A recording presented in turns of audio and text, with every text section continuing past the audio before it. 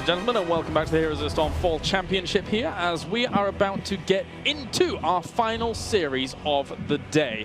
Of course, it will be Denial Esports going up against Burning Rage. And Denial Esports so far, so good, I suppose. I mean, of course, they had to go up against MVP Black. It's not exactly the most amazing of things to have to do in one of these group stages, right? Yeah, I think the story for me is this kind of parallels in a lot of ways what we saw from Burning Rage when they were big gods last season when they had to go up against Gale Force. So there's somewhat of a rivalry between these regions, Latin America versus America. So excited to see how it's going to play out. Right. Actually, that's a good point that you bring up. Burning Rage actually really brought the fight to Gale Force Esports last season. Grubby, you were just able to witness what we saw there with Burning Rage. Did they impress you? Did they give you the hope potential of them going on forwards against Denial? Yeah, I mean, I think for Burning Rage, anything but at least a 1-1 in the group, maybe a 2-1, maybe a 1-2 would be like a huge disappointment. Just seeing the emotion on them when we talk to them, I feel like this was incredibly important for them, but it doesn't end here. There's no difference in prize money between last, dead last, and second last, so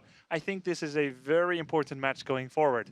And they're going up against the Denial Esports, who said, no disrespect to Brazil, but right, we're the second seed here. So there's this huge juxtaposition here of two different teams that basically cannot afford to lose after what they have said or after what they have felt. And, well, one team will lose, actually. That is true. Thank you for that. Wisdom from Grubby. I love it. Gilly, of course, you know, Denial, you know, they looked pretty good in their first series coming into the group for sure. There was no denying that when they were going up against Reborn. Now here against Burning Rage, do you think that will give them a bit more trouble than Reborn? Well, there's one important thing I want to point out about Burning Rage before moving on to a Denial, and this is the farthest Burning Rage has ever made it in a global championship. They have always fallen before in that loser's match. Now they find it here, and they are one match away from going on. And that last game looked more dominant than anything we have seen from Denial so far. Granted, they had to go up against MVP Black, but I felt like Burning Rage's series versus Reborn was more dominant even than what we saw from Denial. I think Burning Rage have a real chance of getting out of here, and Denial have to feel pressured because they are the favorites to leave this group. Well, of course, there was Denial Esports on screen just previously. They had their series against MVP Black, and can't quite remember who was the caster for it. Did you cast It was me, and it was one-sided. And the thing is, I mean, this is unrelatable in a sense to what we're about to see here. But at the same time, I feel like when you compare a match versus MVP Black versus a match of any other team, obviously it's going to be tough to go against MVP Black. However, they're coming off a loss, and not only a loss, but a real shutdown, you know? And I think that's always the thing to keep in mind is when you get crushed that badly, it's going to affect your mood. Maybe they were thinking, maybe we can take a game, or at least the game will be close, but they got destroyed. So it's a little bit frustrating, and definitely they had to, like, you know, take some time to calm down and get back ready and in the right mindset for this upcoming match. I think both the teams are momentum-based, so that's a great point that you make. We know Denial is. They have said it before, too. And then on the other side, Burning Rage, they're all hyped up and ready to go, and that's got to be a great feeling. Denial had a flurry of potential choices that they could go with. We've even seen them going to the Illidan quite early on in the draft. And likewise, on the other side, Burning Rage not only seem to be that momentum-based style of play, but also a very aggressive style of play, to the point where we have seen them trying to go against MVP Black very aggressively. Is there a conflict here going into the draft potentially where both teams kind of want to have a more aggressive draft going forwards? I think there is, Kalaris. They both relish and value Illidan plays. They value aggressive plays. They have very prominent melee assassins. I knew about Glorung since a long time ago. I think many people have known him. But Burning Rage, they're starting to kind of show themselves a bit more. Yes, they were big gods in the previous few global tournaments. And they didn't have such a strong tournament showing in Korea during the Spring Champs, but they had another pretty good tournament. And yeah, I think they will be prioritizing a lot of the same heroes, including the melee assassins, including that aggressive style. In a similar kind of cadence to that, how impressed were you by Betog's Illidan in this series that we've just witnessed now, Gilly? Was it Was it okay for you? Or? Yeah, it seemed very controlled. And there were times when I was like, oh gosh, you are very far up. But then he always had what he needed to get back out. We saw him sweeping striking out of things like 7-sided strike. So he always had the tools needed for escape, which is very important. He wasn't just using them willy-nilly to dive further and further away from his team, which that composition that he played it with was absolutely important. Right, okay. So we're just waiting moments here before we actually get into the draft between these two teams. I think they're just getting set up and good to go between them. Of course, you know, I want to kind of come back onto what we were talking about with it when it comes to Denial. They've already shown, I would say, good knowledge of their opponents. For example, going into their first series against Reborn, we saw them instantaneously banning Johanna, something that isn't the most common first ban, but we did see that come out. Do you think that they've likewise studied the Latin American region as quick as well as they have? Yeah, definitely. I think like one of the things to think about for Burning Rage, and of course formerly Big Gods, is that they like these two heroes a lot. Obviously ETC has fallen out of the meta a lot, but ETC is one of the heroes they've used a lot to great effect. And also Vieira seems to be kind of hung up on Rhaegar now. If you talk to him personally, he's going to tell you he doesn't really like playing the hero that much. And yet we still see him play it almost every single time. You could almost even just target ban Rhaegar, depending on how the draft is going, to just weaken the team as a whole. So we don't normally see drafts go that way, where you really target ban, especially a team from a weaker region, one specific hero. But in this case, I mean, I wouldn't even mind it from Denial. Yeah, although last game, Beto's Malfurion was pretty terrifying. So I don't know, or Vieira's Malfurion. Right. So I guess it's hard to decide who you'd want to take away from them. Maybe ban one and then steal the other and hope that you are choking him out of some comfort supports. Yeah. All right, we can actually take a look at our first map here coming up. So Gillyweed, actually, take us away on Cursed Hollow. All right, we're back on to Cursed Hollow, which was our last battleground. And if I were Burning Rage, I would want to go straight back to here after how the last game went. I want to go straight to look at the boss points because those are the ones that matter so much. Of course, tributes are great if you can get them. We saw a lot of success with that first curse, specifically from Burning Rage, but what part of that made it so dominant was because they were able to pick up these bosses. And generally how it goes is if you rotate up, you're able to get your own boss. You have these heroic abilities that give you the control. Then you can go straight down and get the other one while your opponents are defending it. The boss points mean everything to Cursed Hollow. Getting a curse does nothing to the core. So it's all about making sure that you get the bosses that will stave off some aggression, make your opponents try to defend that instead while you're able to go onto the core. And that is Cursed Hollow. Thank you very much, Gilly. Yeah. Of course, I want to kind of come back to some of the potential wackier picks of what we've seen from Denial. They did try, admittedly, on it was on Braxis, I believe, the Dahaka against MVP Black. I think it still has the potential to work on big maps such as Cursed Hollow. Would you agree or disagree, Grilly? Yeah, I agree. I mean, I wasn't sure about the Haka going into this tournament. There's 2 to 3 teams which prioritize the Haka from time to time. And actually, I feel like they held their own with the Haka. It was the Haka against Chen. Not usually a lane we see, but they did very well. It was more the 4-man rotation that was losing out. So on this battleground, more so even than on Braxis Holdout, I think the Haka would be a very, very powerful ace in the sleeve. Well, one thing's for sure, these two teams complement each other in terms of color coordination when it comes to red and black. Well played, guys. And of course, yeah, there is the potential that you can see those wackier picks come out. On the other side for Burning Rage, do you think they kind of just stick to what we've seen from them? They already mentioned to us that they're like using this as an experience to just say, okay, we're just going to play our own style and move forward. Do you see anything other than what they've already shown? I mean, honestly, Kalaris, I see Denial here as the underdog. I know that may seem a little shocking, as North America is a region with more prominence on the esports scene for heroes than Brazil, but I think they are coming a bit from an underdog position here. We have Denial a little bit shaky sometimes with the execution, and I feel like Burning Rage did pretty well and pretty standard. Are these sentiments echoed? I don't think so. I mean, I know that Burning Rage absolutely can take this series, but I still think Denial is the stronger team overall.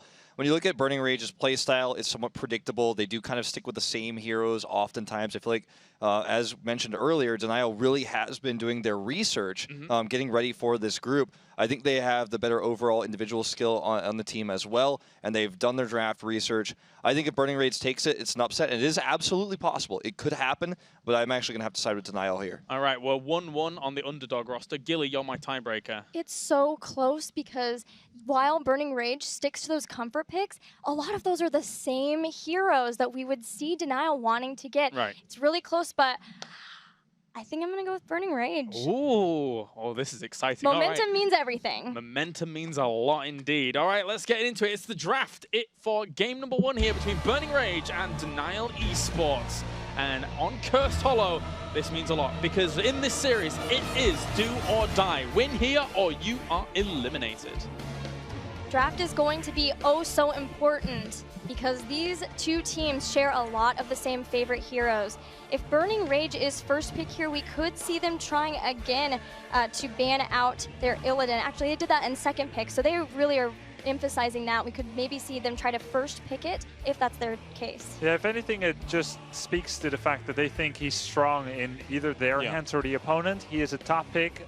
We don't see Illidan top picked all that much in Europe. But in Korea and apparently Brazil as well, Illidan remains that force to be reckoned with. They're going to take Brightwing away for Global. We saw them highly value this in the past as well, so this is not a bad choice. And we saw it earlier, the Australian teams really liking the Brightwing also. For Denial here, I think removing Malfurion is a good idea because Burning Rage has shown such great Malfurion already. And if you don't, they're probably going to pick it up first.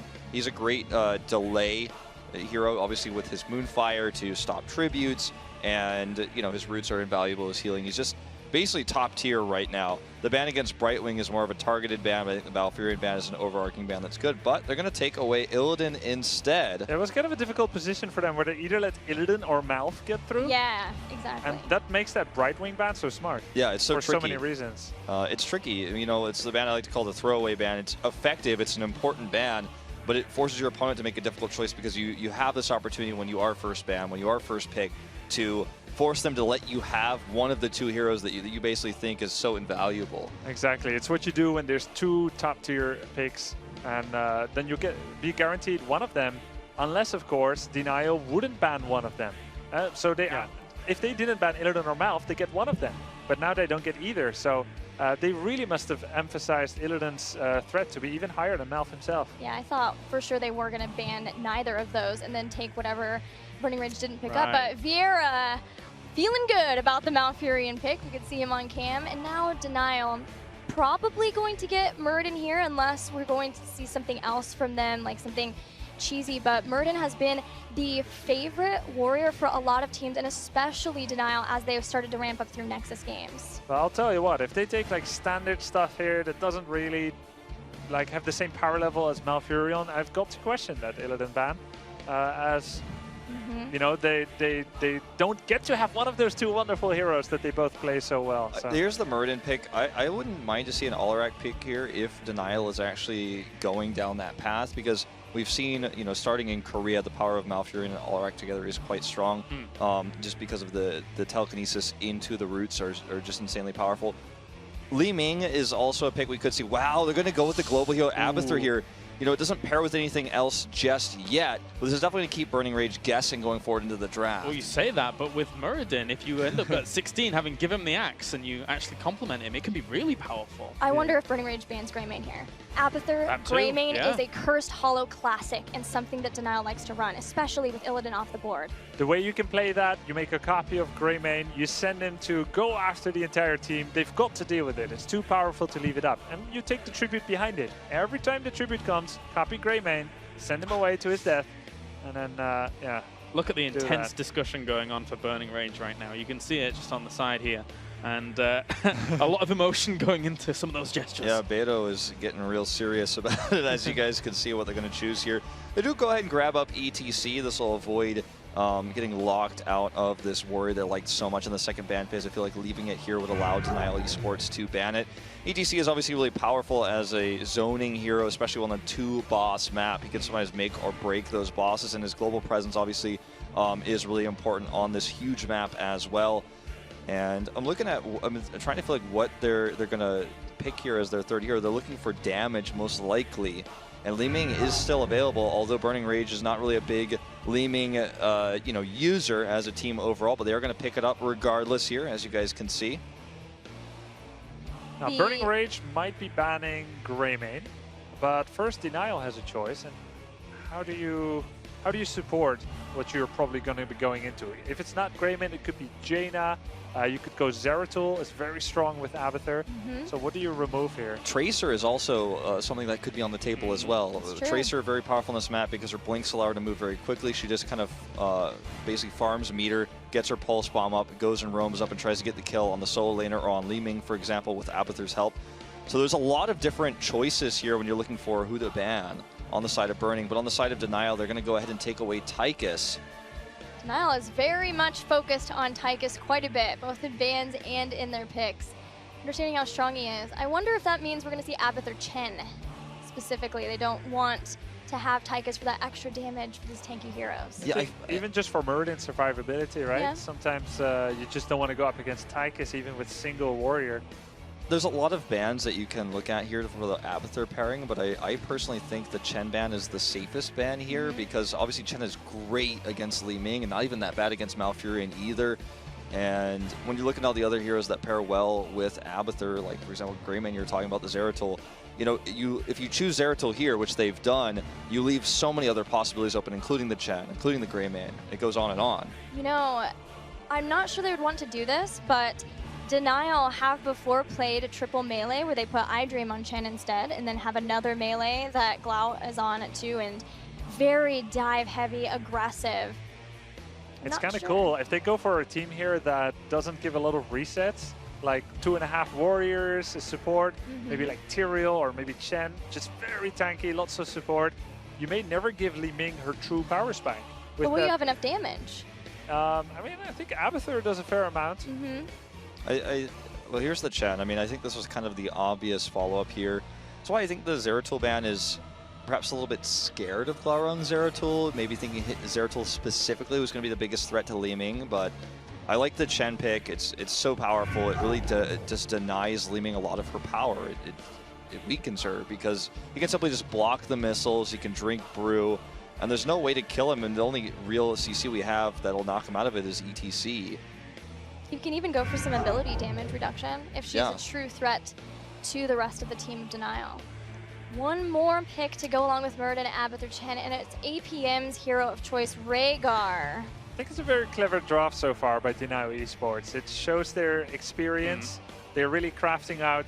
I feel like they're getting exactly what they want to here. And it makes you wonder, what is that fifth to be complemented by an Abathur and a Rhaegar?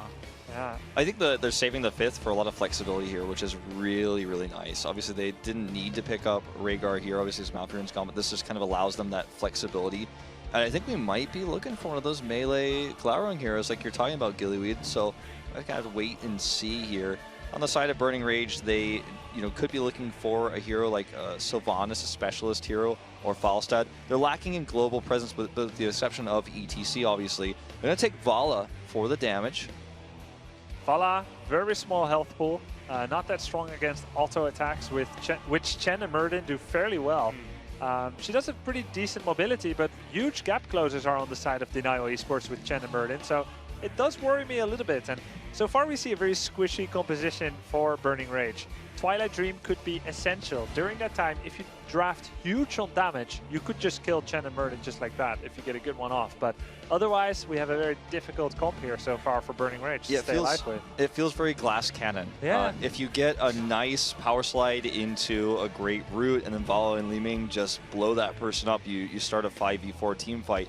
Getting those picks against such an experienced team like Denial is going to be difficult, and obviously they have a non-squishy comp, and Dahaka is back. Dahaka, okay. A little bit of a way of dealing with the Abathur wave pushes, stopping some of that locust pressure.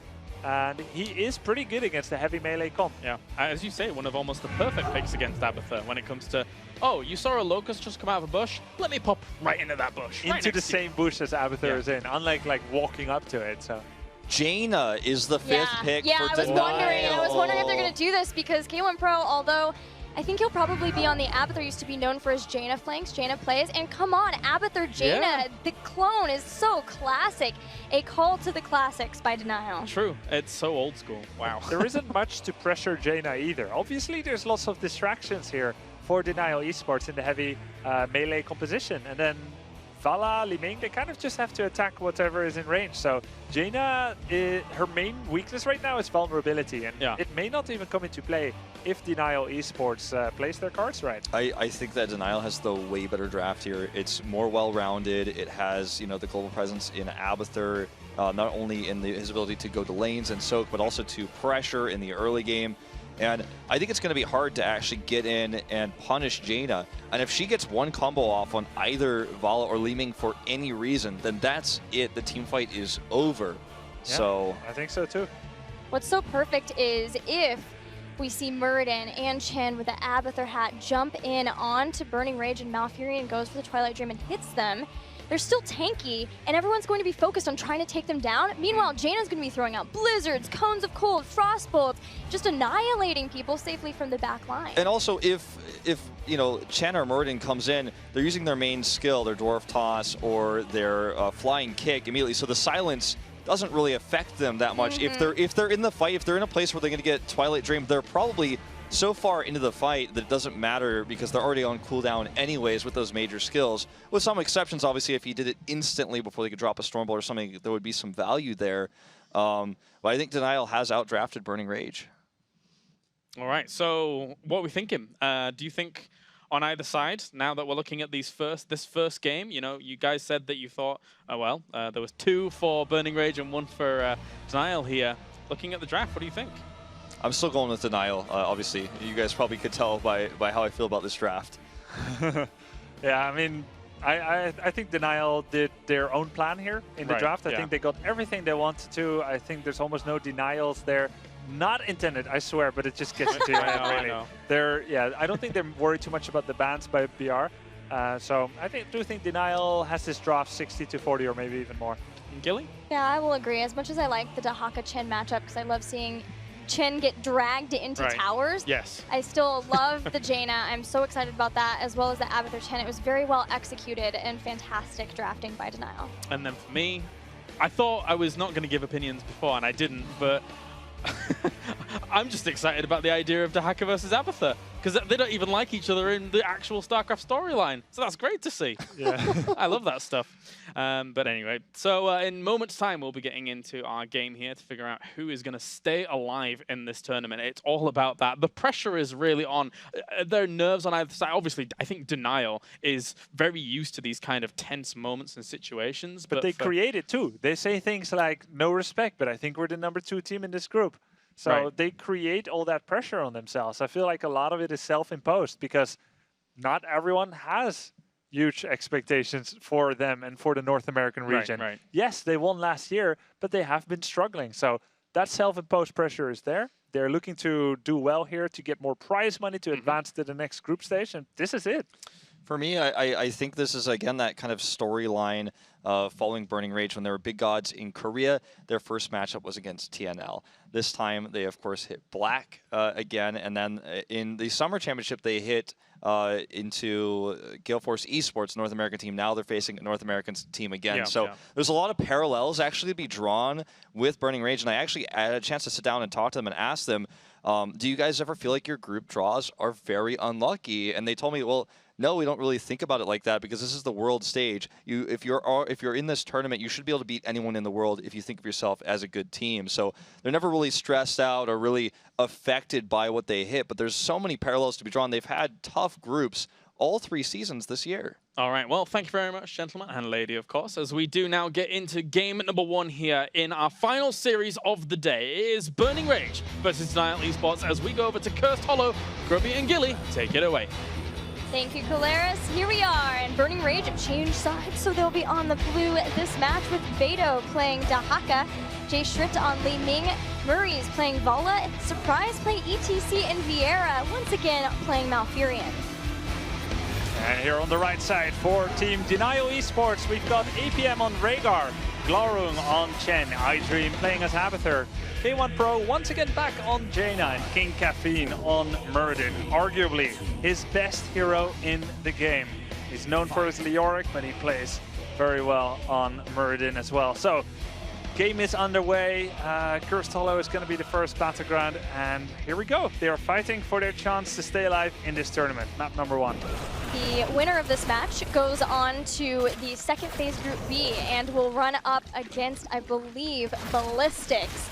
So out of the frying pan in a group with MVP Black and into the fryer with Ballistics. Yeah, of course, the winner of this group, MVP Black, will be going up against Team Dignitas already. They have made it out 4-0, where Dignitas was waiting for them. But that's neither here nor there. We see the first move coming out here. King Caffeine going for the move, but will not be reaping any benefits from that yet.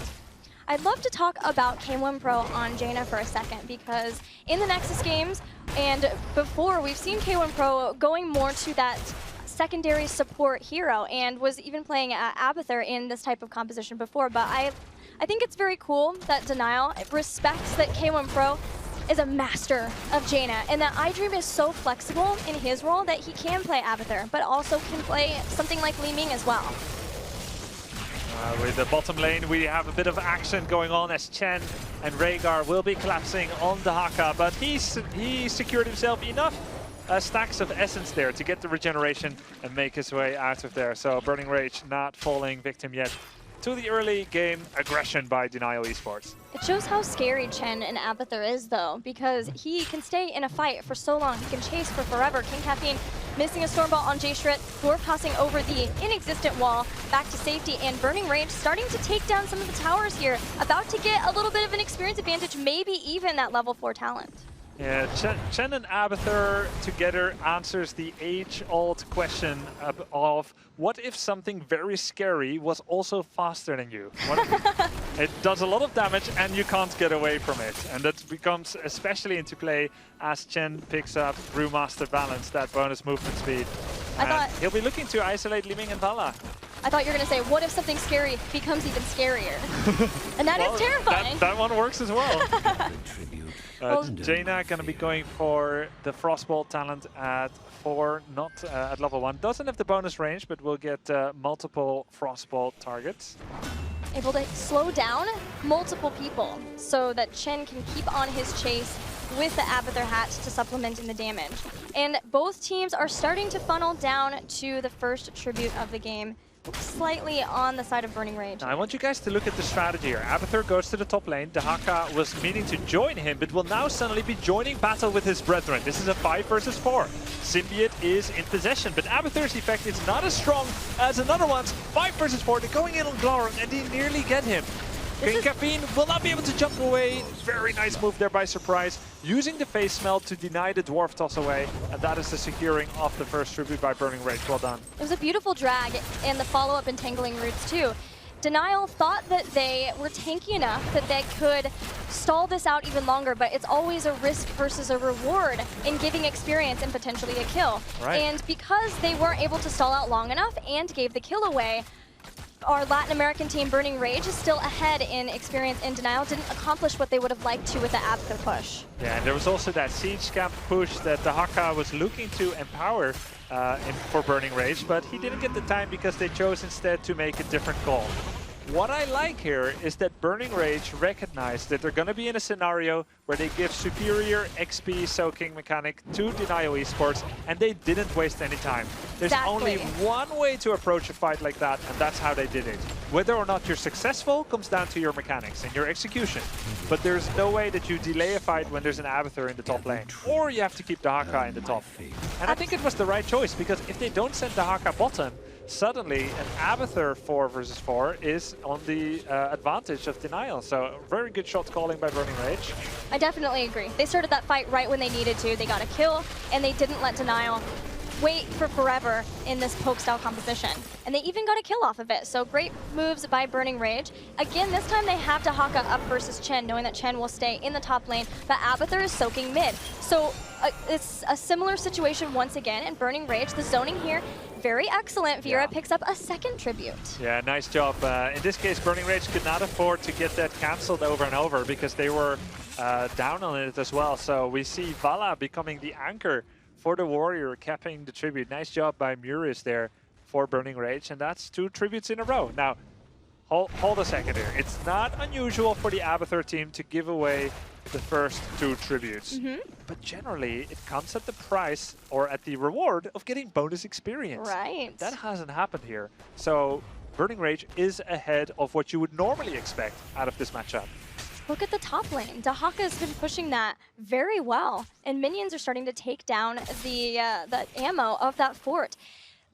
Burning Rage are moving ahead toward their heroic abilities, and if they can get those, then it's almost a guaranteed tribute for them. It would be, unless Denial wants to fight down heroic abilities. But Denial's doing a good job of getting back into lane and making sure that they soak. They had the symbiote on that fort, and Glaurung comes up to the top 2, so they are making sure they don't get to that point.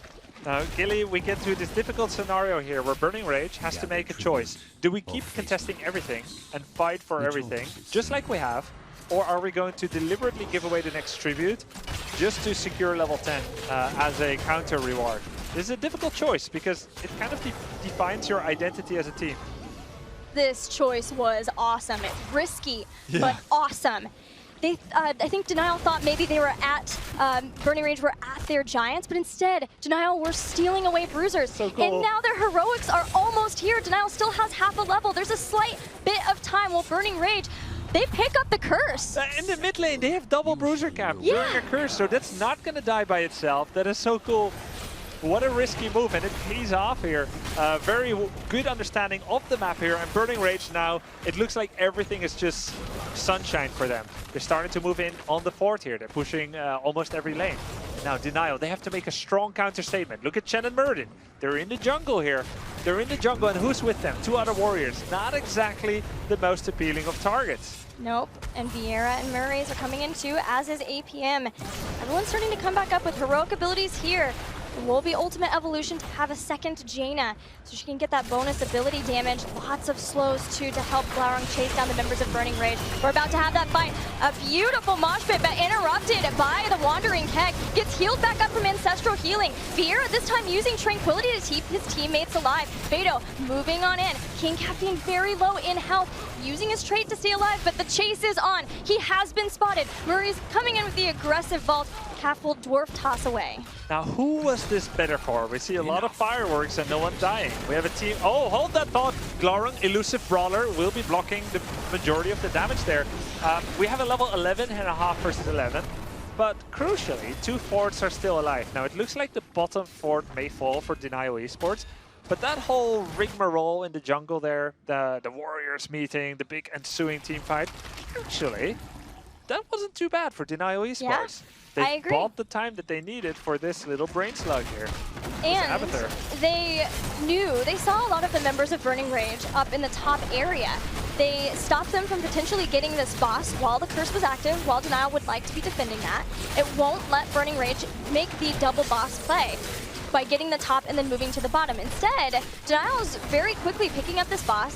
Jay is spotting it out now. Nobody in position to jump in time and try to steal it, especially with the great zoning from King Caffeine, and a boss for not a boss for Burning Rage. Very impressive play here by Denial ESports. I'm imagining this vision of shot calling where Denial says, let's start a fight and not win it.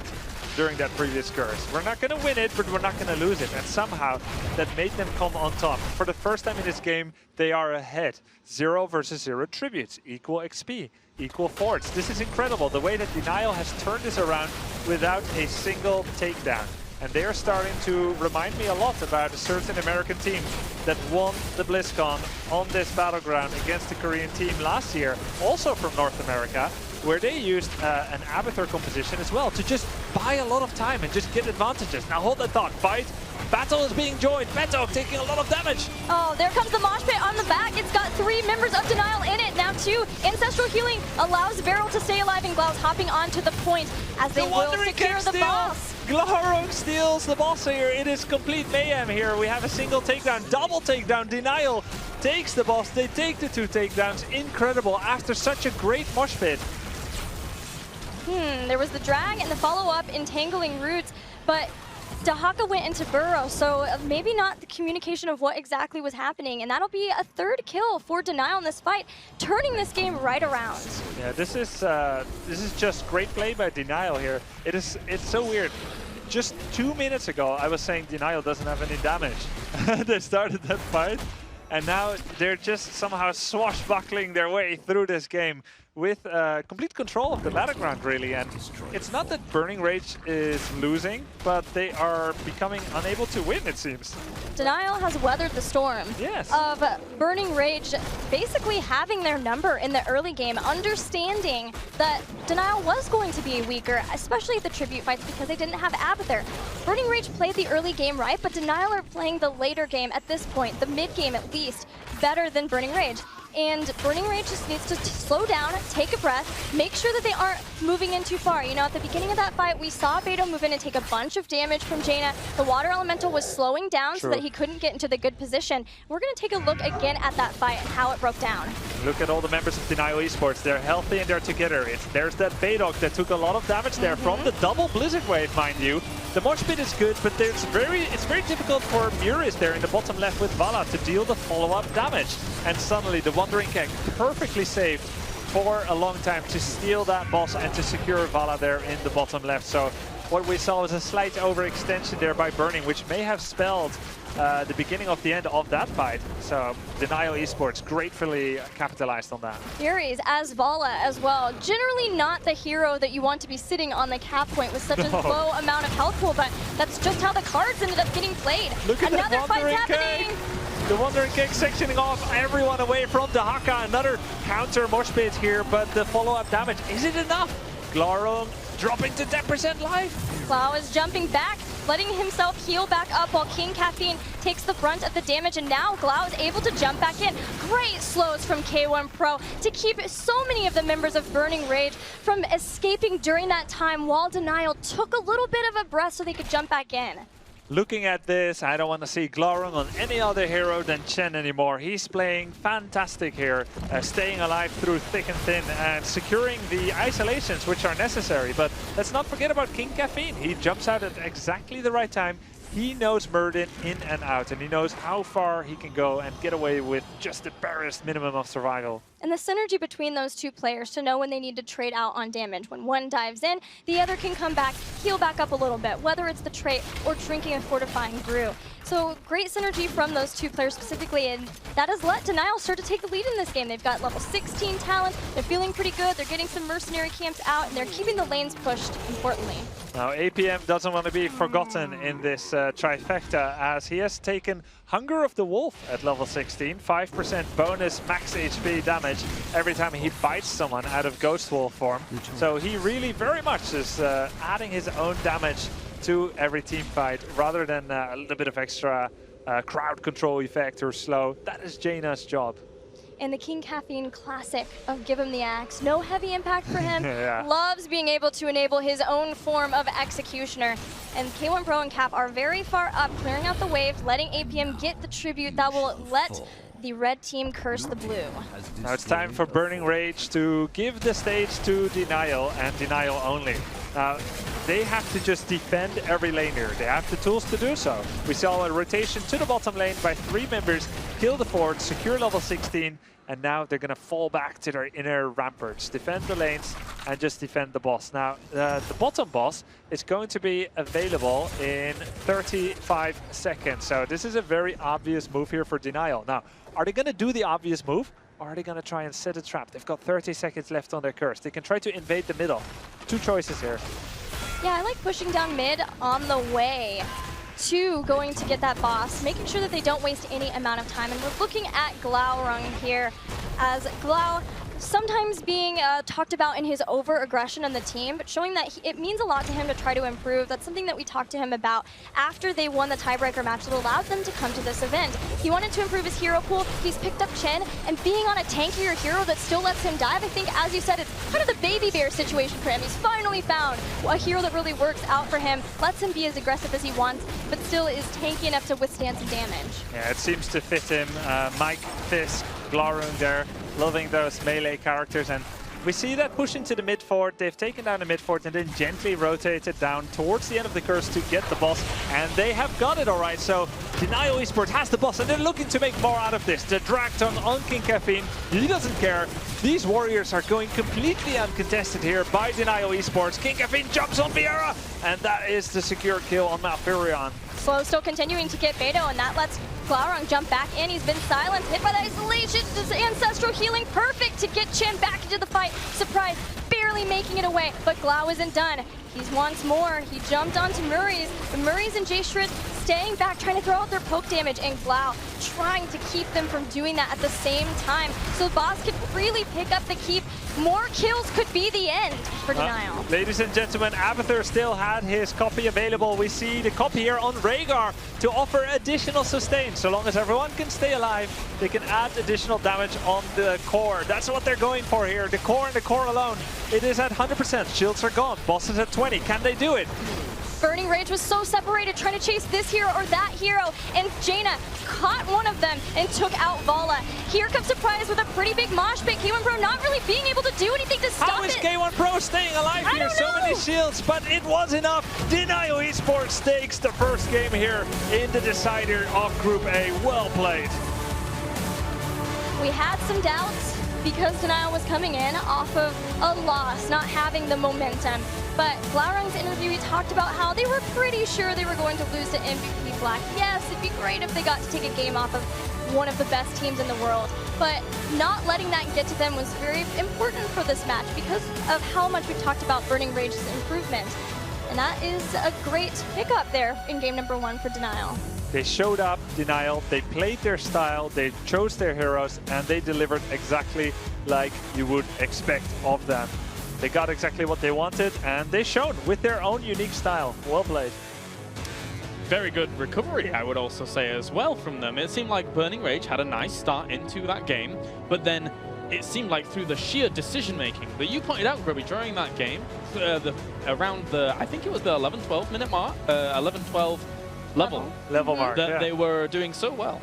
Yeah, I mean, I'm still, I don't know if we have a replay of this, but I'm still wondering, like, how do you give up the lane protection against all those curse pushing minions, and then you take a fight, nobody dies, but you come out so ahead out of that. That was really a big turnaround. Yeah. Wolf, I think overall, you were watching that in the back. Yeah, it was my first time doing this replay thing, so I'm going to give it a shot here, and hopefully I can be at least a fourth as good at Jayhow is at that. But I will go ahead and show you guys this this fight down here. This is going to be just one of the fights I wanted to highlight on the skill, of course, of Glaurung in particular. Now notice right, I'm going to pause it here, just right when this happens, he's actually isolated multiple heroes here in this little pit, so they're actually unable to do damage. We talked about Chen's power versus Li Ming. J-Shirta is completely unable to do anything.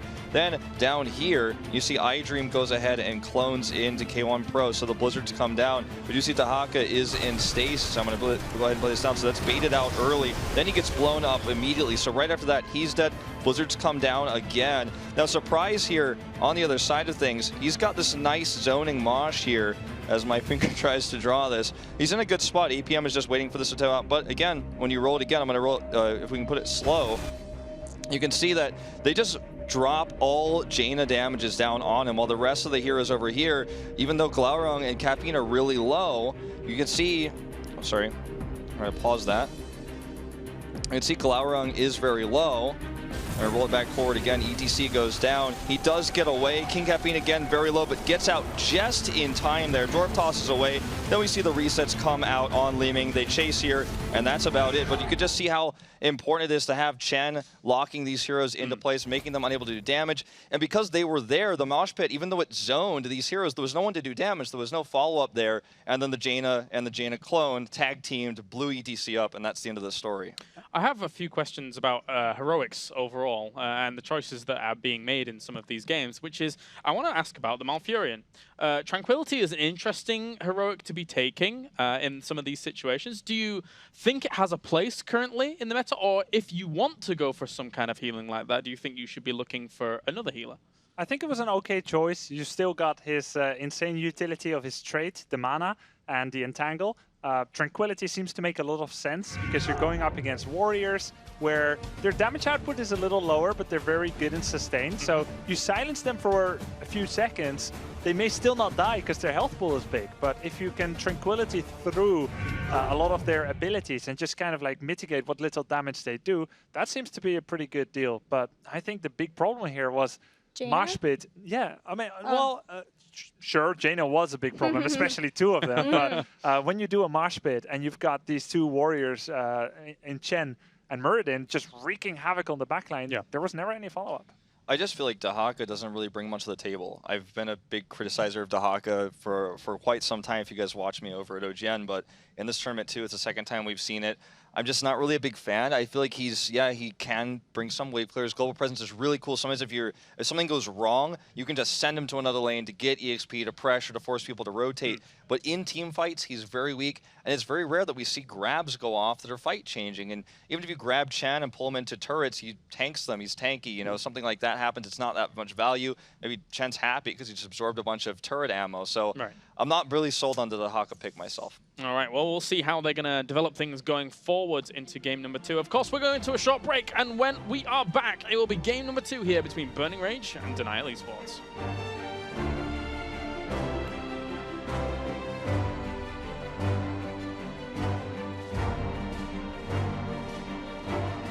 The Heroes of the Storm Fall Championship is sponsored in part by Intel, T-Mobile, NVIDIA, and Republic of Gamers.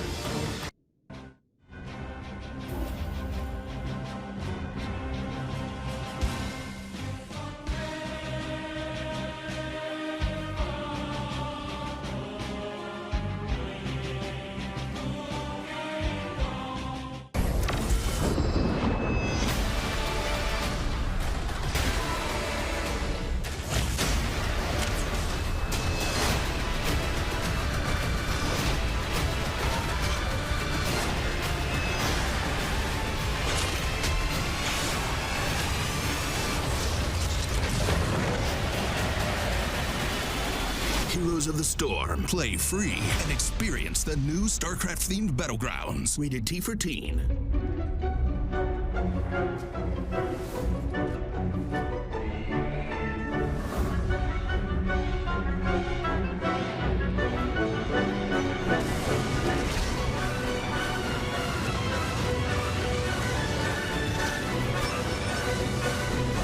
Heroes of the Storm.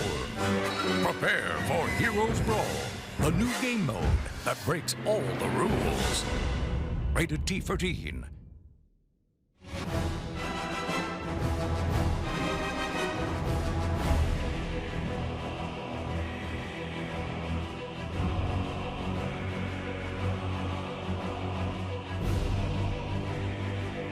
The Heroes of the Storm Fall Championship is sponsored in part by Intel, T-Mobile, NVIDIA, and Republic of Gamers.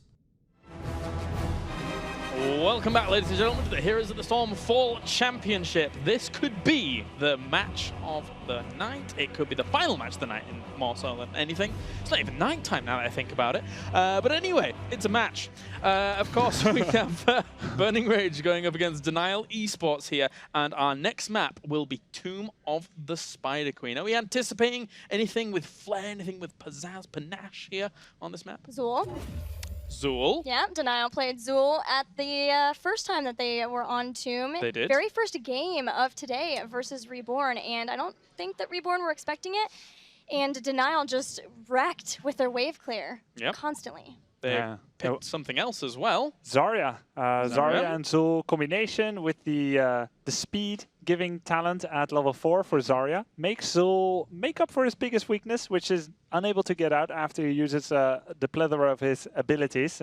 Worked really well for Denial. Yeah, I think controlling wave clear on this map is super important. Obviously, if you can do that, you can often control the turn-ins, you're going to have more gems, and you're going to be able to control those zones. Denying the turn-ins on this map, interrupting is obviously important too, but I feel like more than poking someone who's trying to turn in, just having the lanes pushed is just more generally powerful when you look at it, because if the lanes are all pushed, you can't even get towards the poke zone while your opponents are turning in. And of course, we are ready to go into the draft here for game number 2. So let's jump right on in to find out if some of our little nitpicks come to truth here, as we have Burning Rage going up against Denial ESports. Let's start with their bans. Find out what they're going to go to. Do we have a Malfurion on the board? Can I have a Malfurion? I don't know. Here's what I'm wondering is Denial banned Johanna, and I thought maybe it was a target ban versus Reborn. Now I'm just wondering if they're trying to do this chokehold on wave clear heroes. I think it's smart. I mean, it worked out for them last time. They dominated the wave clear really, really hard. But Burning Rage, they did their research. They're going to ban Zul counterwise here. So I really like this choice on both ends. Yeah, last time on Tomb of the Spider Queen, Denial removed Johanna, went into an ETC, Zul and Li Ming, and then removed a Chen. I think the rest kind of doesn't matter.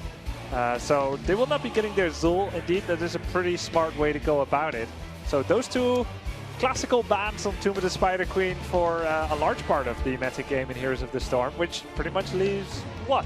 Ranged Assassins and Leoric, kinda, but he doesn't do it as well. It makes me wonder now, though, since Denial picked up ETC first and then Zul later on, do they now just say, okay, we would like that Chen still, and then put that as a second pick over like a Zul? Even though it's quite a heavy front line at the beginning, they might want Glaurung to have something that he is pretty strong on right now. Well, if you do that, if you take the ETC, or rather the Chen coming up here, then your opponents could just pick Tychus afterwards. Then again, you could ban it, I suppose. Yeah.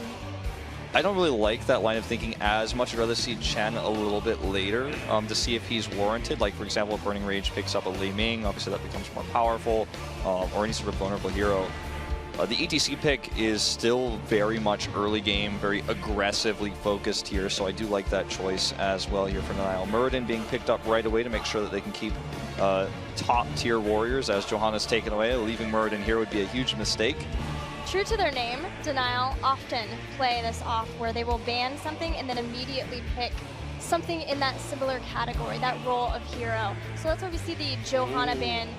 And picking up ETC, and Burning Rage almost is forced to get Muradin at that point, but they're going to grab Alarak pretty up early in this draft. He's slowly working his way up, fellas. Slowly but surely. And I think it will probably continue remaining fairly high in the rest of the tournament. Alarak, an excellent solo laner. His trait is sadism, which means he does more ability damage on enemy heroes. He is not a wave clear hero, he is a badass killer hero. He will go for the takedowns on the opponent, and to see him come out so soon is always going to mean fireworks, which is pretty cool. And Denial, they answer in kind. They're coming out with their own Kerrigan. Glaurung's Kerrigan, we saw it once before against MVP Black on Infernal Shrines today. He looked pretty good on that. He mentioned he didn't get punished as much as he thought he would. And he also said that they're going to play even more aggressively with it. Now, whether that's bravado for the interview or a legit mission statement, I don't know. I think the Kerrigan pick is pretty risky here into the Alarak. It shows confidence, because if Alarak silences you as a Kerrigan, you are pretty worthless in that fight. Your abilities are Brax's holdout Zerg Swarm attacker. It's a battle of the combos, right? You've got the Alarak combo, you've got Kerrigan, and it's whoever can get the smarter setup to start that will reign supreme. But Denial has a lot behind the Kerrigan too. Malfurion roots, once someone's comboed in, the follow-up power slides from ETC too. So this is looking at picks for sure. It's also the battle of old versus new. Alarak, the newest hero in the game. Kerrigan was in the alpha. So she's practically her grandmother compared to Alarak. Two StarCraft heroes. The comparisons just continue. No spoilers of the storyline. But yeah, a lot of rivalry between these two characters and teams here indeed. Now the second bans are going to be coming up. Sylvanas will be removed for Burning Rage. Another very powerful wave clearing hero. So that's 3 out of 3 in excellent wave control. I was, thinking maybe they were just going to take the Li Ming away as well. They do. This probably means Burning Rage is going to be looking to either Vala or Falstad as their next pick. So these two ranged heroes are going to, I think, be distributed between these two teams. We don't know in which way just yet. Burning Rage has 0 wave clear so far on a map that heavily emphasizes on it. So I to think go for Falstad here, I don't know if it's enough. Yeah, I think grabbing Vala here right away is going to be good. Aura also has not too bad wave clear herself, so this is going to be a solid support pickup here. If you go Falstad, it's not terrible, but it definitely does leave your wave clear a little bit to be desired on a map where it's arguably the most important one. And it's not as good for the Ariel Bestow Hope. Vala is a primary target of that trait. Ariel will gain energy, essentially mana, for all the damage that allies do when you put the Bestow Hope on a singular ally. So you need someone with very consistent, heck, even irrelevant damage is okay, so long as it is spread damage. And Vala is a primary target. Another one, Lunara. Yeah, I was going to say Lunara is another classic. A lot of teams want Vala, Lunara, or Li Ming when they pick up Ariel. So maybe grabbing one of those here, I would definitely suggest it, as Denial still looking for their ranged hero. Tyke is sneaking his way into this draft here again. Not a huge surprise given that ETC is on the board. This is also kind of, in a way, I feel, a soft ban on Tyrael if Denial was going to bring him to the table along with the Kerrigan to give the invulnerability. Helps out for some of that wave clear as well. He's able to chew through some of those waves quite quickly. Gul'dan comes out for Denial Esports. Great wave clear hero. And Tyrande, double support is finally coming back here again for Denial. Ooh, K1 Pros, Tyrande. Is it good? This game is going to be a treat to watch and to commentate. He has been forever known for his Tyrande plays, just like he was forever known for his Jaina plays. This is amazing. Yeah, this is really obviously a throwback to what I always mentioned, the Korean style with the ETC Tyrande. Everyone said it was the most broken thing ever. And we will see a Sergeant Hammer pick as the last pick here for Burning Rage. So another ranged hero here. And they're going to stick with the solo Ariel support. So Alarak really going to need to blow somebody up. He's not going to be in the fight for very long because he only has that Ariel healing. Well, that is our first hammer of the day, Grubby. Yeah, going into this tournament, everyone was picking Hammer in the qualifiers. I've been so surprised at her absence so far, even to the point where I'm not talking about her. But here she is. She is pretty okay against Kerrigan, because if you see her jump in, you can kind of roll out and thrust her away. But to go with double auto attackers against the comp of Denial is a little bit risky, because auto attackers generally they kind of have to stand still to do stuff. Like, you're not going to siege up, I guess, against Tyrande, Malfurion, and Kerrigan. No, never. It's never going to happen. You're also a little bit concerned, I think, about getting caught by Kerrigan. Hammer has an escape, but it's on an insanely long cooldown, and it's not as consistent of an escape as, say, Barrel Roll, for example. So a little bit worried about Tychus and Sergeant Hammer versus so much lockdown with the Tyrande, Kerrigan, Malfurion, ETC. Like, these heroes, if they get caught, it's going to be a big problem. And I think there's a high chance that's going to happen. An important thing for Burning Rage is they need to make sure that their Crystal Aegises are well timed, because they can slow down the momentum of Denial, but it will a lot come down to that. And they have no cleanse, so it's just that singular heroic. If you look at Uther, he's got 2 ace cards. He can cleanse or Divine Shield. Ariel can only Crystal Aegis. That's pretty scary against Root, Lunar Flare, and Kerrigan's combo. And then Burning Rage doesn't have a lot of damage follow-up, which is very burst-oriented against, like, after Alarak combos. I don't know, I'm worried. I like Denial's composition here. Against heroes that notoriously do get locked down in the potential hammer, if they're able to, if they do, overextend their position a little bit, for sure. Well, I've got to ask, quick down the line, who you think is actually going to take this one, then? Starting with me, I guess, then, I mean, I would definitely say this is Denial. You've got ETC, Kerrigan, Malfurion, these insanely powerful heroes that are still good, in this changed mount speed meta at roaming, getting early picks. Their comp is insanely powerful early, and I think they're going to take that and get a lead with it. When you look at Burning Rage, I don't feel like there's anything scary in their comp, especially. Like, Gul'dan's going to be left to do free damage, I think, a lot of the time. There's nothing really that jumps out at me on Burning Rage's side that could be used to kill Gul'dan, except maybe if they get a great stun from Ariel, or if Meridian gets that miracle Stormbolt, or, landing momentum later on, just to get that big stun later on. besides those things, I think Gul'dan is just getting free damage for the entire game. Yeah, I agree. I think Denial Esports has the far better draft. They have very little to fear, really, from Burning Rage here. They have the better wave clear, and they have the better team fight, I think. So I think Denial Esports won this draft by a landslide.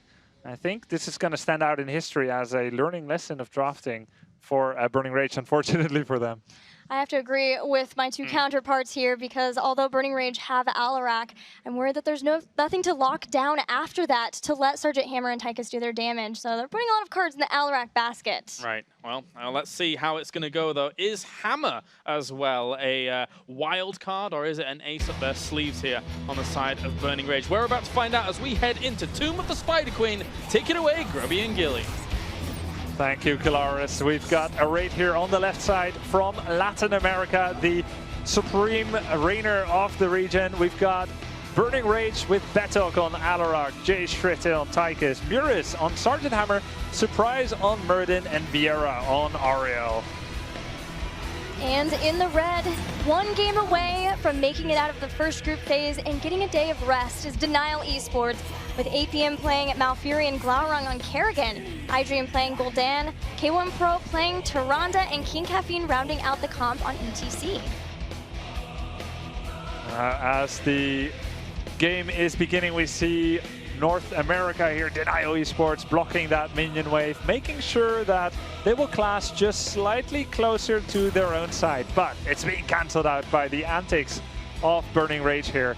And that means that it will roughly meet in the middle. Now, why would the teams do this? If you meet towards your own side, you have your own towers to help out more easily. And it looks like the blocking was fairly more effective for Denial Esports. It's slightly closer to their side. Yeah, both teams want to look for that pick, right? We've got Alarak on one side with ETC, Tyrande, Kerrigan on the other. So they would love to have their opponents step just slightly further out, so that makes them maybe be out of position a bit more and you can find the pick. But neither side got that. APM will be in the bottom all alone and in trouble. Surprise jumps in. That is a Stormbolt hit. The follow-up Detainment Strike, a quick one kill, but turning it around, Denial about to get Beto, the Owl secures it. 1-for-1 explosive games are always guaranteed when both teams have a melee assassin. We saw a nice place there with the Detainment Strike at the bottom, getting Malfury on, but Alarak falls just like that as well. And so the balance has been made once again. Now let's talk talents, Gilly. We see Gul'dan style of North America coming out once again. Pursuits of Flame, not the Echoed Corruption. What gives?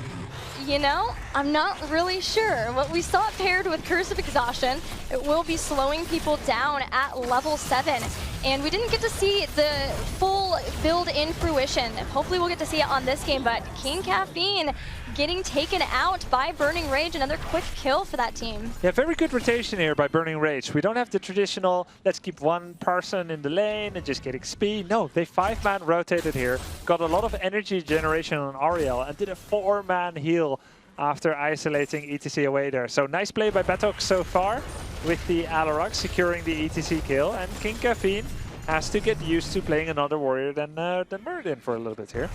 Now, if iDream continues with this build, he'll get improved life tap to help out with the mana regeneration at 4, as he has been spending mana quite a bit to clear out the waves. Glaurung and King Caffeine get caught rotating in to stop Muris, who has sieged up on the bottom lanes, and that's a nice bit of damage on the tower and the gate as well. Yeah, splash damage abound. Now the siege mode for Sergeant Hammer. Oh, hold that thought! iDream gets taken out here in what looks like a bit... Left and right. We may not see it, but we know what happened here. Nice combo there by Glaurung, no doubt. That's about the mana he's missing. Very explosive game here. 3 versus 2 takedowns, and look at this. Glaurung jumping in, not going for the Vieira kill there on Ariel. Didn't have the follow-up. Vieira has picked up an interesting talent at level 4. We're looking at building up the damage of Detainment Strike with getting more damage off of repeated offense. The more she's stunned she can get out, the more damage she'll do. But here on Tomb, I like that pickup because it is a lot of places where you can hit people with the stuns like they did on Gul'dan. There are so many corridors and walls to hit people into. It's one of the better battlegrounds to pick this up. Yeah, you need to do it 10 times 6 times. Just 6 heroes and you complete the quest. That's a pretty low threshold. And there's a huge bonus. 200 damage extra bonus. This is pretty incredible. So Ariel becomes super scary and around these pay-in stations. And so far, Latin America's draft is working here. Burning Rage is getting it done. Starting to get some gem turn-ins. They actually have enough already as it is. But and Denial doesn't because they lost some gems. Yeah, Denial are instead trying to deny the turn-in of Burning Rage, but with Burning Rage about to get level 7, that could be more difficult here. Even King Caffeine has been one to get caught out and taken down because of the damage that Burning Rage can put out. Vera trying to get these 10 more gems turned in, and King Caffeine gets in and stops it again. In the top, nobody's trying to turn in from Burning Rage, so it's all about this bottom turn-in, and they're just keeping Denial responding to what they want to do. A nice play by King Caffeine to delay that tribute pay over and over using that face melt. Oh, look at this Sergeant Hammer level 7 talent going for the minefield. 5 mines instead of 3. So he's just gonna lay those down in all the smoke screens. Oh, combo, Hunter's Mark, Lunar Flare, Kerrigan combo, and Surprise goes down to 20% of his life. It just wasn't enough. Not the target generally you want for the combo like that. A Muradin who can heal himself back up as long as he survives. Later on, they might be able to get the kill from that, but not quite yet. A raw Lunar Flare hits too, but that will be the first turn-in of the game, and Burning Rage will start pulling out some Web Weavers in this bottom lane, which took a lot of damage because of the way they were set up, stopping rotations, letting Muri's siege up as he's doing once again. This is going to be the point of contention for Burning Rage. Yeah, and I mean, they are very far ahead again, just like last game. Denial took it back around the level 10 mark. I like what Denial's doing here. A 5-man rotation is exactly what was called for. You cannot let Sergeant Hammer take 3 pot shots and just kind of defend every lane like that. But Glorung blows his combo on a minion wave, and that means there's no aggression for the next 3 seconds. And meanwhile, Alarak is happily pushing at the top.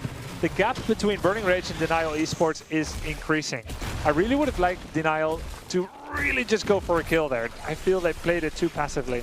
Burning Rage set that up very well, where they still had Alarak up in the top lane, and the mid wave was pushing for free. So even if they didn't end up getting the fort on the bottom with Sergeant Hammer sieging up, as long as they didn't lose anybody, they retreated at the right time, good game sense to understand, and Kerrigan gets taken out. I hear some feistiness coming out of Burning Rage. I mean, that was a 1 versus 3-man defense. There's no other way that really could have gone, even though, I'm sorry guys, we missed that one. But yeah, a 1 versus 3 defense, desperate to soak some experience. Glorung unfortunately loses his Kerrigan there, and that means that the fight will go on. There is no way to out-soak a 1.1 level lead at this point. Like, that takes way too long. Sergeant Hammer's gonna keep shooting, so we are in this awkward scenario where Denial needs to rotate up top and just take a fight like a heroic down or something.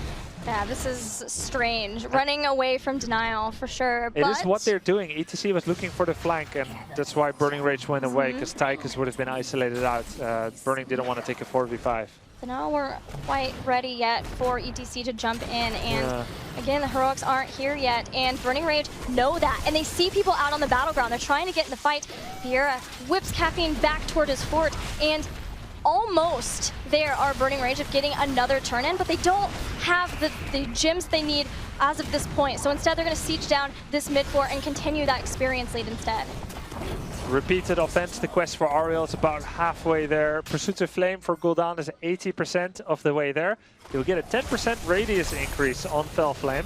Uh-oh, King Caffeine getting caught out once again. Cleanse already saved him at the middle fort just now. It was a nice save. I'm not sure if Cleanse is back yet, but it wasn't needed. Denial gets away. Now level 10 versus 11. I think they need to play this aggressively. You have got Kerrigan, let's just go. But not on Muradin. Muradin will get the Crystal Aegis and will stay alive. And now the turnaround on King Caffeine. He has to use stage dive to get away. Twilight Dream gets blown as well. Suddenly Maelstrom. I feel like this is a little bit out of sync here, Gilly. I agree. That was used. Cap had to get back. He was low on health because he was so far up. The drill burnt his health down like it was nothing. Vieira keeps stacking up those repeated offense stacks. Yeah, he got it. He's got the 200 bonus damage. All right. Next time you see the whip coming out from Ariel, you better hide, because it's going to be very damaging. There is a potential turn-in for either team, but it's Burning Rage who gets it, and that's no relief for Denial right now. They're backing up. They need all their heroes for this defense. There's only one fort remaining for them. They cannot lose more structures because Burning Rage is already way too far ahead of Denial. Burning Rage is playing this so well. They lost Alarak twice in lane, and I think this stands out as probably their biggest mistake this game so far. For the rest, their rotations, their composition, everything is working for them, and they really need to keep a tenuous hold of their life in this tournament here because they are 0-1, and let's just see if they can keep riding this all the way to additional fortification damage and maybe the win in this one and the equalizer. For Denial, they're looking for that miraculous way back into the game. It's not as evident as last game, and they just kind of need to flip the switch and get aggressive, but that's scary, isn't it? It is, especially when you're down a talent tier, but the options are running thin. Yeah. Blau is watching to see if somebody will be out of place. A nice, tasty Sergeant Hammer sieged up that maybe she can jump onto. And K1 Pro has Lunar Blaze. Extra range for the Lunar Flare to follow up stun. They have the tools they need for the aggression. They're trying to get this pesky Web Weaver out of the way first. Starfall is available, Maelstrom, Stage Dive, everything is. ETC was still busy defending top. He's completed that quest now. Is Denial going to wait until level 13? I mean, we see this a lot in Europe, only fighting on equal terms or positive terms. But occasionally you just need to draw the line in the sand and say until here and no further, because it's not getting any better. For Burning Rage, they need to keep this momentum up, especially because, oh there's a combo! K1 Pro, no kill yet, but Burning Rage needs to keep this aggression up as long as they don't get too over-aggressive. They've got caught. There is a horrified instant Aegis on the backline. Dwarf Toss, not Dwarf Toss, Stage Dive coming in, and the Drill is burning King Caffeine down, but they've still been able to stay in this. Counter-strike! Put the double combo on Sergeant Hammer and Alarak. They take down Alarak. There goes Murdin. Glorung will fall, but the sacrifice was worth it. And we see the pursuit coming out here for Denial Esports. Ariel will not be able to get away from several mounted foes. She's going to go back in and save her teammates, run straight through Denial so that Jay Schritz and Sergeant Hammer can back out safely. But I was just saying they needed to keep up aggression but not get overly aggressive, right? And finally, Glaurung saw an opportunity for a combo. But Burning Rage to me, because they've talked about how they aren't used to getting punished, when they're ahead, they know how to snowball a lead. They have executed that to perfection versus Reborn, but they don't understand what happens when they start to get behind and get punished for mistakes. If Denial can keep doing that, start to come back more, especially in the structures, then Burning Rage might start to panic. So this is where Burning Rage will either evolve or they will be overshadowed as they are finally playing one of the match of their lives here that could potentially see them into this tournament. Now look at this. Stage Dive is going to be coming in and it's going to be key. Alarak, Horrify, Crystal Aegis. There, the Stage Dive hits 4 members of the team. I don't know why Kerrigan isn't jumping in immediately. He's trying to kill the laser, but when he finally goes, it is worth it. He gets Sergeant Hammer as well as Alarak. He will go down because he ate up the entire Counter-Strike, but his positioning could not have been any different if he wanted to secure that combo on Hammer. And it was a very important comeback moment for Denial, who now got their turn in and are starting to push in. APM waited a long time for that Twilight Dream too. Yeah. I was concerned that maybe with Twilight Dream and seeing a lot of backline heroes who could be juicy like Sergeant Hammer, that we might see him trying to be more aggressive with that. And that would put him in a bad spot for an Alarak combo. So nice weight on that, staying back, knowing that at any point he could be pulled into his opponent's team with a well-placed telekinesis. Denial using this opportunity to pick up a fort away from Burning Rage, but with Burning Rage getting 16 very soon, Denial's gonna have to figure out what they want to make the next move be. Yeah, they had 2 choices. They could have set a trap here in the smoke screen in the middle of the screen that you're looking at right now, or they do what they do, they kill the fort, pick up the gems and move back and basically yield the stage for the next minute or so. Now a fight now could be good because we're just an inch away from level 16. They're going for it once again on Murden. This really surprises me as Crystal Aegis can just come out and now you used everything. The turnaround, nice cleanse by APM on King Caffeine. And who came out ahead there? Well, no heroics were used for Denial Esports and they removed Crystal Aegis, so not too bad, I guess. Denial also has the gyms for a turn-in, but Burning Rage doesn't have it, so Denial doesn't need to really worry about that too much, as long as they can keep their waves fairly pushed so that they can get up to 16, as well as make sure that when they get the gyms turned in, that the web weavers are getting value for them. Yeah, good point. And I think that's also why they decided not to set a trap at bottom fort. It wasn't like they were going up against an immediate objective spawned web weaver push by Burning Rage. They could just kind of wait until level 16. They could afford to yield the ground. That does mean that the boss will be taken by Burning Rage. I think even if Denial was closer, it would have been dangerous for them to attack into it. So this was pretty much a given of the fact that they were still behind from the early game. Now they're going to defend boss. How much damage can they put on it before Burning Rage comes in? How deep is Burning Rage willing to go? They go with the combo on Kerrigan. Nice cleanse. Ooh, right into the boss stun, though. They used Hunter's Mark as well on the boss, and that means that Denial don't have that for a little while, and all of Burning Rage are here and ready for the fight, waiting for Beto's combo. Again, pulling somebody into the slam. It wasn't quite timed out, but K1 Pro nearly facing death. That's very nice play by Betox. His timing is good.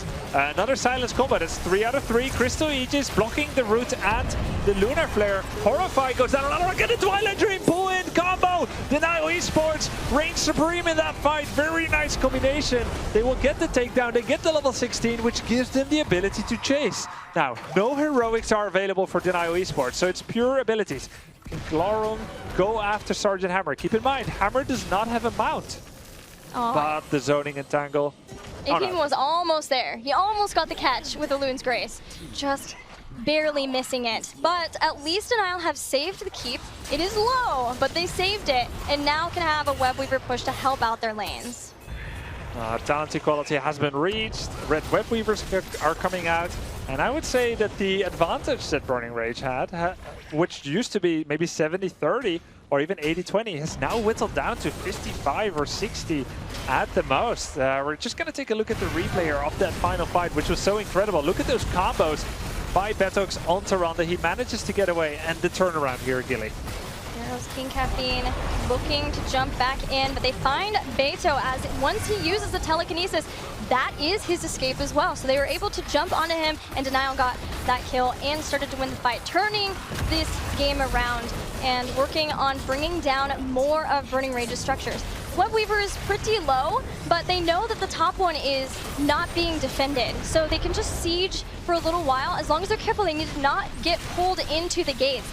And actually, they're realizing that that is a super risky situation, so they're going to play the safe route. Yeah, I mean, it's risk for both teams here. There's a lot of firepower on either side. Look at Glorung there, sharking around on his Countess Kerrigan. He's looking to jump in. He jumps with Ravage on the mine, gets the immediate reset, decides not to jump in yet. In the meantime, look at Betox with Alarak at the bottom, keeping their position safe, these melee assassins, for they are they're a risk reward in a box. And they're pivotal to the compositions of both sides. Both want to get those pulls and bring somebody in and be the first to start that engagement. So they are the ones to watch as Alarak and Kerrigan. Okay, we have 3 forts, 3 keeps apiece. 1 fort still with just a little bit of life. Burning Rage starting to come in here. Who has enough gems? It's only Burning Rage that does. Oh, nice face melt. There's the pull. ETC in trouble. Cleanse comes out. APM saves the day. That is a cooldown used, and Burning Rage ever closer to a turn-in and more web weavers. And there we go, the final gems are being paid. The deity has been persuaded to summon blue web weavers. Silence combo comes down on Kerrigan. There's no cleanse available. No cleanse. Kerrigan turns on Maelstrom. Goes for it. Oh, did they go for Ariel? The Aegis on Ariel, but they took forever to take her out, and that means 2 kills for the 1 for Burning Rage. They can continue to try to push in. Need to be careful. Need to heal back up as best they can without Ariel. It might be tough. And there's a lot of poke damage that Denial can still throw out, especially with Tyrande and Gul'dan. Has to be played so cautiously. Remember, Burning Rage 1 game away from being eliminated from this tournament. They're fighting for their equalizer here. They're once again back in the saddle. 4 versus 3 heroes here, starting to push in. Now, the top and the bottom web weavers were very far back because Denial did such a great job pushing the lanes. Those won't really be doing all that much. It's all about this one here in the middle. Securing keep, will be done. Oh, look at that! Muris, one owl could end him. Okay, run and gun right through Luna. The owl! Oh, I was so scared of all of that. But they've made it out. They even have Pierce, right? So there wasn't any blocking of the owl. Yeah, there's Pierce, there's Hunter, it's extra wide, it hits extra hard. That was pretty scary, and the support was dead for Burning Rage, but all right, let's recover from the shock. Bottom and top web weavers have been defended. Keeps are starting to push in, and we are now in a scenario, Gilly, where Denial Esports, they're up 1 in the series, but this game, they have about, 20 seconds to fight pre-level 20, and there's such a big distance between them and where Burning Rage is right now. So I think Denial will be completely forced into passivity here. And Grubby, the boss is up. Denial are scanning it. They've thrown up the owl. They know that Burning Rage is almost 20, and getting a boss for Burning Rage is so much different than if Denial gets it, because that keep is all but dead. This is an okay fight for Denial. I mean, if you're the gambling kind, I would just go for it. There we go for Alarak. Crystal Aegis comes out. He still has Counter-Strike. He's going to use it immediately. Misses it. Will get set up for the Lunar Flare, and that may have been a big mistake here. Alarak goes down, so does Ariel. Denial is getting the exact fight which they had been hoping for. Their prayers are being answered here, and level 20 is just an inch away for Burning Rage. Big blunder here for BR to take that fight, and Denial does what they need to do. If they had just waited. Just wait a little. A little bit longer. How long, Gilly? Just a little. Oh, just a little bit. Now Denial have caught up. They're basically picking up their 20 talents as we speak. But it wouldn't be exciting if they waited a little. That's true. I mean, the true showman here. Level 20 has been reached for either side. With Denial Esports having that and having all these great tools like triple Bolt of the Storm, I say just go. There's people on the map here. Sergeant Hammer doesn't have a mount. Why are you paying? This must be a bait. Look, just go for it. Bolt in, power slide in, stage step. I don't care. This is an amazing opportunity for Denial. Presumably even better than just paying the objective and just kind of slow rolling it. A little bit too passive, in my opinion, by Denial, but we are talking luxury choices here, because yes, they do have those web weavers, and yes, that does represent additional keep kills here. Maybe the worry was that a lot of heroic abilities were on cooldown. They didn't have Twilight Dream, they couldn't make the Bolt Twilight Dream plays, the Ultimate Dream, no Maelstrom, no Horrify yet, but now they're here. Now web weavers have spawned. You can see Demonic Circle as well, so even Gul'dan can essentially bolt out if he's in trouble. Unless he forgets to place an initial circle. Big blunder from Glorung there, but Bolt of the Storm will save you from one of them. He missed his combo and went away too far ahead of his team. Goes in once again. Combo misses. Sergeant Hammer nonetheless being isolated there. Stage dive. Hammer goes down. He's the big part of the damage here for Burning Rage. Denial Esports are pushing in here. Plans out to be used to keep K1 Pro alive, but they have kept him alive nonetheless. Still all 5 members of Denial Esports along with the top web weaver, and they want to bring down a keep, knowing that Sergeant Hammer is down. They don't have to worry about this poke damage from her sieging up unnecessarily in the back. They've got lots more aggression too. They want to see someone step out of position and pull them in, bring them down, and make a further kills, looking for the core 2, but they don't see anybody. Burning Rage play it insanely safe, knowing that that could have been a spot where they gave up the game. Yeah, Denial moving back now. They have equalized it in 2 versus 2 keeps. Granted, their keeps are a little bit lower, but they're just playing it safe here. Web Weavers at the bottom still pushing, which makes them confident about applying pressure in the middle here. It's either this or that. And we do see the guaranteed defense there at the bottom by Tychus. Burning Rage sent someone down.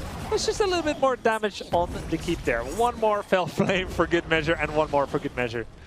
I like that we're seeing Alarak pick up Deadly Charge and Counter-Strike. Yeah, so double heroic. Yeah, no hasty bargain. He's all about the heroic game now. So now he can charge in and then make himself invulnerable and unstoppable for a while. Boss bait attempt here by Denial.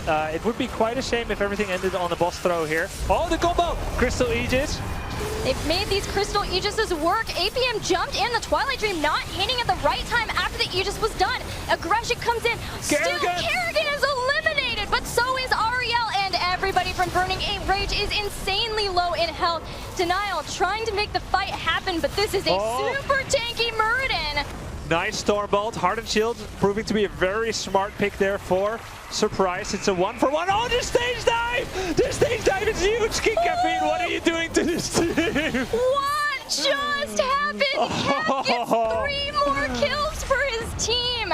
Stage dive, insta power slide. That will be it with one beautiful, awesome play from a world champion, man. King Caffeine. Denial Esports now able to rush on in, take down. Lunar, the Entangle, the final member of Burning Rage, goes down, and their dreams to advance in this group once again get squashed as Denial does live up to the second favorite in this group hype. What a stage dive. Burning Rage was like, all right, good job, well done, we did 1-for-1. Let's just go home and think about, no! Denial takes it. Great game by them. Did you see the scramble when the stage dive thing came down on the ground? The scramble was there to try to get out from it. It just wasn't enough to get away. King Caffeine showing, as well as the rest of the team, they've got 3 ex-BlizzCon winners and have been in the scene for a long time, all of their experience. They knew they had a lot of pressure on them, of course, being the favorite to leave the group, but they lived up to that pressure today. They've taken out Burning Rage, they went 2-0s in everything except getting 2-0'd themselves by MVP Black, and they'll be heading on. They also get a break tomorrow, which I'm sure will be very nice. Yeah, and at the same time, Denial Esports sends out a message to the world and to their opponents. North America and Denial Esports are not a force to be trifled with. They are going to advance in the group here. What a way to end that. What a way. There was, I don't know if you guys could hear that whilst commentating, but I think there was this moment of clarity amongst the entire Denial roster where they realized they had stage dive, and in unison they shouted, stage dive! it was brilliant. It was actually fantastic. And that is the victory, going over to Denial Esports. Wolf, witnessing that, yeah, I mean, I was back there. I had a bunch of different clips, but obviously I want to break down that last one, the one that we just looked at, that game-winning moment for Denial. So I'm going to go ahead and jump into this replay and try to show you guys everything we can. There's a lot of things happen in this one. So Denial tries to force this fight. They bait the boss. This forces Burning Rage to come over here. They do invade. King Caffeine with a cool power slide here. Aegis is forced early, which is a big problem. We do see he does survive here, but another big stasis coming off as well. Look at the Starfall damage here. Viera is very low. Kerrigan dies first, which makes this a 4v4, but Caffeine gets another big stun. Surprise in trouble here, trying to be healed up using Hardened Shield. Now the rest of Burning Rage is very low, but they still need to find damage. King Caffeine has to bolt away. Nice bolt away right there. And then we do see that everyone is so low. And here's the winning moment. Down goes that huge stage dive. King Caffeine picks up 2 kills, and Surprise falls down, and they win the game off of this moment. Beautiful team fight there by Denial Esports. And basically, I mean, the team fight itself was beautiful, but the decision, the confidence to just force that fight at boss, bait them in. If they don't come in, they win off the boss push. If they come in, they have to win the fight. They won the fight brilliantly, and they won the series. How important was it that they used Bolt to get away instead? King Caffeine was low in a lot of these fights and had sometimes had to use Mosh Pit or Stage Dive to get away. Stage Dive's killing me today, and I think Alarak needed that too. I think he needed the Bolt, the last Laugh talent. He didn't deadly charge in once, which wouldn't really be safe anyway against the comp that he was going up against. So still, I want to give a big hand to Burning Rage here. Yes, I think they played very well.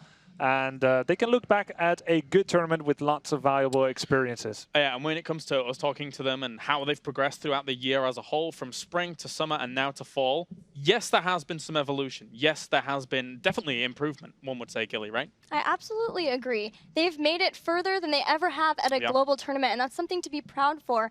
Also, they went up against teams that they can learn a lot from. I know that they'll be analyzing those replays and the VODs a lot to see what they can take away when they go back home.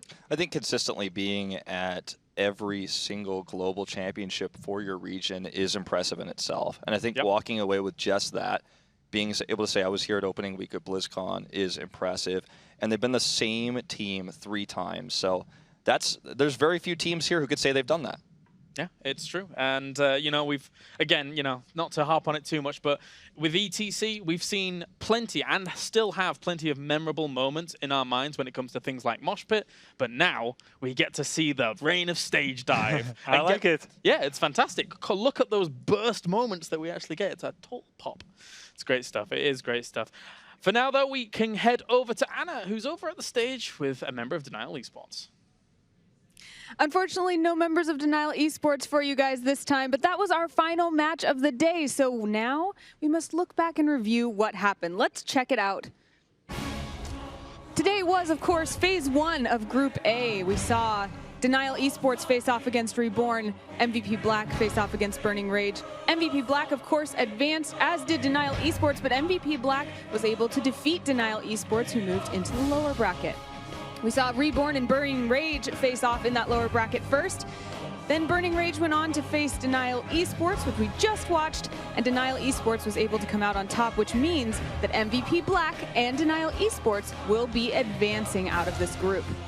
Now tomorrow, the fun is not over. We've got phase 1 of Group B. We'll see E-Star take on Imperium Pro Team, and then Fnatic take on Please Buff Arthas. Remember, of course, 2 teams from that group will also advance, and I can't wait to find out who they are. I have to say, today has been so much fun. I've seen so much good sportsmanship and focus on learning from these teams. It's been such a pleasure to talk to them. And also, we had that amazing announcement from Blizzard, which has us all very excited, not only for BlizzCon, but for 2017. Casters, back to you. Thank you very much, Anna. Of course, what a day we've had so far for opening week here. It's been an absolute triumph. Anything you want to see from highlights from you guys? Anything that really stood out to you? For me, just to say, basically, I think the group went as expected. We all expected Black to get out 4-0, but we really got to see where the rest of the teams were in terms of, you know, their in relation to each other, right? And Burning Rage, I think, was the biggest question mark for everybody. We saw Australia's team Reborn come out with big confidence, but at the end of the day, the team that went to BlizzCon and won BlizzCon, 3/5 of them, they prevailed tonight, and they looked really strong. And I also feel like they didn't show too many new strategies. Like, it was a pretty easy walkthrough for them. So I think they're still looking strong going into the next round. Yeah, I really enjoyed the first game between Denial and Burning Rage on Cursed Hollow, because I liked seeing that Burning Rage had learned a lot, got the lead, but Denial come back even without getting kills. It was a really great play from both of the teams, but especially from Denial. Robbie? I really enjoyed all of MVP Black's games. I'm not a sadist, and they won pretty handily. Yeah. It's not the misery of the other team that I enjoyed, but just the, I guess, the level of play that MVP Black illustrated, it just blows my mind.